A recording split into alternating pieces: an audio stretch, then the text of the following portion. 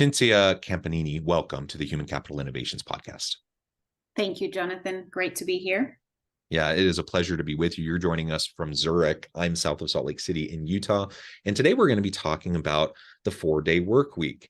You are the Vice President of People and Culture at AWIN, and you've recently done a really great pilot with the 4-day work week. And so we're going to talk about all the learnings from that and really unpack that and explore it together. As we get started, I'll share a more complete bio with everybody. Cinzia Campanini is the Vice President of People and Culture, a global affiliate at AWIN, a global affiliate marketing company, which has been recognized in various countries for its workplace culture and provides employees a variety of well-being initiatives, the 4-day work week, a hybrid remote work regime, working from home subsidies, and more. She brings a wealth of experience in HR business partnering, change management, and people and culture transformation from global organizations in the media, consulting, and industrial sectors. And I could go on, but I'm going to pause there. Anything else you would like to highlight by way of your background or personal context before we dive on in? Well, thank you, Jonathan. Yeah, indeed. I've been lucky enough to do HR, or people and culture, as we call it at AWIN, in different companies, different industries, in different countries. As you said, I'm based in Switzerland. I'm originally Italian. I used to live in Germany. I lived in the US for a while. Absolutely, I love my job. I'm really committed to it and really passionate about bringing out the best in every organization that are people, and finding that balance that is a recurring topic for me that really can make the business successful. Yeah, excellent. So why don't you give us more of a background now to AWIN and this 4-day work week pilot, and then we can really start to unpack the learnings from that, and what went well, maybe what didn't go as expected that you tweaked, and really how you're going to be moving forward. Yeah, absolutely. So AWIN started a 4-day week pilot for all staff way earlier than way before I joined, actually, and way before it became part of a larger pilot. For example, I know in the UK there was a pilot that ran last year from June to December with 60 plus companies. AWIN introduced the 4 days week as a pilot beginning of 2021. And then it was extended. So the trial phase was extended twice as we tweaked some of the details of it. And then started July 1st, it's become a just one of our benefits, our normal way of working, I would say. So it's embedded in our agreements with employees, and it's just really what we do in all of the 13 countries where we're present. To be clear, some people typically ask me, does it mean the company shuts down on Fridays or anything like that? No, every employee chooses with their manager which day of the week they'll be taking off. And this can also change, obviously, based on business needs, personal circumstances. So we, of course, make sure we're committed to serving our customers at any time. As you said, we're an affiliate marketing company, so we're always on supporting our customers in growing their business through online marketing campaigns. Also, and this is one of the tweaks we introduced the so-called peak times. At the moment, it's up to 9 per year. So these are weeks during which employees can be asked to work 5 days a week, for example, around Black Friday or any other particularly busy times for e-commerce. Yeah. And now, as I said, this is a permanent benefit. Since you mentioned, what have been the pros and cons and the learning. So the fact that we went from piloting it to adopting it as a permanent way of working already shows you that it's been quite successful so far. In particular, if I can name some numbers, because I love my data, we observed that so-called regrettable employee turnover has decreased by 33% compared to end of 2020 when it was introduced. Sick leave days by 21%. I think this is a really interesting data point because it suggests that a shorter week helps people maintain their physical and mental health. We've also won several employee awards, Glassdoor, and in different countries. Our NPS scores from customers have gone up by 20.7%. This is really crucial. From the beginning, we decided to not only monitor, internal satisfaction, which is probably what you would largely expect, but also our business KPIs, right? So our customers' NPS scores have gone up, and our gross profit compounded annual growth rate went up by about 13%. Needless to say, employees are happy. As a summary of it, an internal survey we did last year shows that the vast majority of employees not only feel less stressed and they feel like their mental health is improved, they also say they are more productive at work in the 4 days, and that they believe the quality of their work has improved. Can I double click on that for a second? Of course, yeah. Those are amazing statistics, great outcomes. Now, in the US, when we talk about 4-day work weeks, a lot of times it means, you're taking, at a minimum 40 hours a week, maybe up to 60 plus hours a week. And now instead of doing it in 5 days, you're just doing it in 4 days. So now you're working 4 10-hour days instead of 5 10-hour days. Is that how you've approached it? Or are you keeping, an 8-hour workday, you're just reducing it down to 4? Right. So we have left this relatively loose, right, in terms of both contractually, because on the one hand, the goal would not to be, for people to work 10 hours a day over 4 days, even assuming just the 40 days week. That would not be the goal, but realistically, there had to be a learning curve, right? You can't expect necessarily to pack the amount of work of 5 days into 4 without any changes. So in parallel, we have worked massively on improving automation, on improving processes, on introducing new tools that support us being more effective. And really a key word here is flexibility. Some people might decide to work 10 hours a day for 4 days, and they're okay with that because they're so happy to have a 3 days weekend. Some people are so energized having a longer weekend that they are so productive. And that's what the survey tells us, that they don't really need to work that much longer on the other 4 days. So this is also largely something that each person chooses for themselves. And we left it on purpose as much as we could. We left it open, right? We don't want to tell you how many hours we need to work. We give you the option to work. By the way, we call it flexi week. So it's not necessarily 4 days. It can be 3 days plus 2 half days. You are free, whether it's a peak time or not, to work indeed on the 5th day if you feel that, you were tired the day before, or you feel like you really need to finish up something. So the key word here is really flexibility and trust, mutual trust that you will do what you know as an employee that you need to do. And another key concept here is a constant exchange between the employee and the manager and the company overall. We do a pulse survey every 2 weeks. And so if the employee feels that the 4 days week is not really helping their case, it's really crucial for them to speak with their manager, with their people and culture business partner, and say, why? Is the amount of work just so much that it's not manageable in 4 days? But if that's the case, probably it was a problem to begin with the 5 days week. If I may also point out, in terms of our footprint, we are a very international company. Our headquarters are in Berlin, Germany. One of our largest locations in London. So Awin was created by merging a company in Berlin with a company in London. We do have offices in the US as well, and in several other countries, a total of 13 countries. But and maybe it helps that the European working culture is typically a little bit more orientated toward work-life balance. We have a works council in Germany, for example, and we constantly discuss with them, and work-life balance is one of the super important concepts in many European cultures. I don't want to generalize too much because Europe is very diverse. The US are also diverse, I know, but in Europe you really have, even from a labor law standpoint, very different traditions. But it does help that some of our countries where we have very strong roots tend to have a culture that is, pretty much oriented toward balance. Yeah, of course, you have to work a lot and be productive, but you're probably going to be more productive if you have enough time to recharge. Yeah, absolutely. And one of the reasons I ask is because there's a lot of research that shows not only the benefits of moving to a 4-day or kind of more flexible work schedule and arrangement, but also within a given day. There's studies out of Harvard, MIT, and other places, that suggest, the workday maybe should be more like 6 hours instead of 8 hours, for example. Studies that suggest that, in a knowledge economy, when people are doing really heavy knowledge work, strategic work, really creative work, that really you're not getting much more than 2 to 3 hours out of a person doing that kind of work a day, because that's just not the way we function.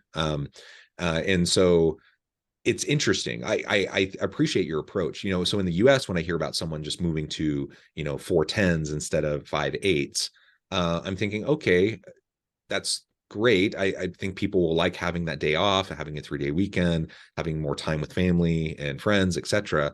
But how productive are they being in those days where they're working 10 hours? Now, sometimes, sometimes you work 10 hours, sometimes you work 12, 14 hours. Everyone has those experiences. But if you're consistently always working 10 hours, the average person, are they really going to be super productive during those 10 hours? And so I appreciate your approach of just essentially outlining, this is what your job is. This is what needs to get done. We're going to trust you. We're going to give you flexibility. Your work needs to be done. It needs to be done well. It needs to be done at high quality. But ultimately, it's between you and your boss to figure out, what your work arrangement's going to be. We're going to provide the flexibility. And, if you work in 10 hours, 4 days a week, and that's working for you, great. If you're able to do really great work, but you get it done, and you're working 32 hours a week because you're only working 4/8, great. And I suspect, some people are doing more, half days throughout the week. So they just have more time every day. And I suppose it doesn't ultimately matter. And some types of jobs, it does matter. When you're customer facing, having a person working and covering customer service and those sorts of things, that matters. But a lot of knowledge work, it doesn't really matter when or where you work. It doesn't matter how long you work, as long as you're good at your job and productive and effective. And so all of this, I really like your approach, because it's demonstrating a shift in the mentality, kind of the old norms around work design, and suggesting perhaps there's a better way where we can not only lean into self-care and work-life balance and work-life integration and helping our people to be healthy mentally and physically, but they're going to be more productive. Like I'm going to perform at a higher level when I'm well rested, when I've taken care of myself, and I may not be putting in as many hours, but I'm producing more, right? And that's a mindset shift that a lot of organizations still are struggling with, and a lot of leaders, especially those from kind of the old school mentality, are still struggling with to grapple with. Yeah, and you touched upon a very important point, what you call knowledge work. I have to say, at AWIN, we are, let's say, a purely, let's call it white collar company, right? We are not in the manufacturing sector. We don't have factories. And I say this because this is crucial. Our work mentality is still largely rooted in the Industrial Revolution, where, yeah, that type of job does give you a more direct correspondence or a proportional relationship between the amount of hours you put in and the amount of output. And even there we could question, right, whether a blue collar worker after 10 hours is not too exhausted to actually do their job properly. But in that case, there is a proportionality there. When it comes to, as you called it, knowledge work, and a lot of the jobs we have at AWIN, some of them require a lot of creativity. They might require managerial savviness. They might require a certain type of creativity and more just knowledge. In that case, this proportionality is just not there, or it is up to a certain point, and then it plateaus, right? So as you said, after 6 hours, your brain is not going to be as productive as it was 6 hours ago, no matter how much you want to think that you should still put in more hours. So exactly. So I always say this might not work for every company out there. It depends largely on the business model, on the type of jobs you have. It definitely does work for a tech company that also has the luxury, if you will, like we do, to work very internationally, to have a hybrid work model, which if you want, I can tell you more about, but what we call Flexi Week is also mirrored in our what we call Flexi Office policy. So we also grant a lot of flexibility in terms of where people work from. Yeah. And I would like to add one more thing. When you said earlier, very correctly, in my view, you said, people are going to be more well rested, so they're going to be more productive while they work. They're also going to be more engaged because they're going to be thankful to their employer. They're going to want to stay, maybe even for a salary that's not the best, the highest salary out there. They're going to want to stay even if a headhunter gives them a call. They're going to want to give you back as an employer because you're giving them a lot of trust and flexibility. Yeah, I love that. And these elements go hand in hand. The Flexi Week, as you describe it. So flexible work arrangements, hybrid remote options, distributed teams, 4-day work weeks, all of this I think the bottom line is adaptability and flexibility, right? And whether, if for anyone in the audience, whether your organization is ever going to get their heads around this idea of a 4-day week, whether you term it that way, whether you end up working that way or not, I think the bottom line here is flexibility. We need to be adaptive. We need to be flexible. We need to be responsive to the needs of our people, not only so we're taking care of them and they're given the chance to perform well, but if we're going to attract and retain good people in this modern labor market, it's just a requirement. There's no way around it.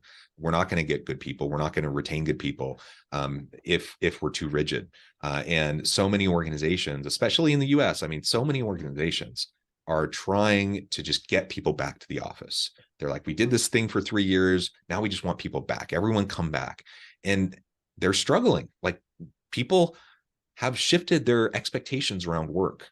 They want more flexibility. And it doesn't mean that people don't want to be back in the office. I think most people like a variety. They like working from home sometimes. They like being able to work anywhere sometimes, but they also like some time in the office. That's why hybrid is so wonderful. You get the best of every world.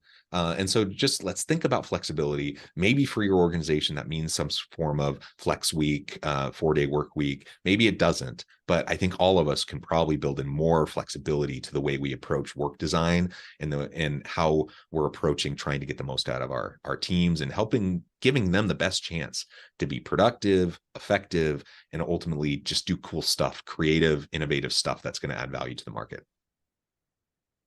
Absolutely. And this is an interesting point, the fact that a lot of people also here in Europe, or a lot of companies, are starting to call people back into the office at least a few days a week. It is also true, and we have to point it out, that we're coming from a few years of very low unemployment rates in many countries. I would say Western countries, they've been at all-time lows.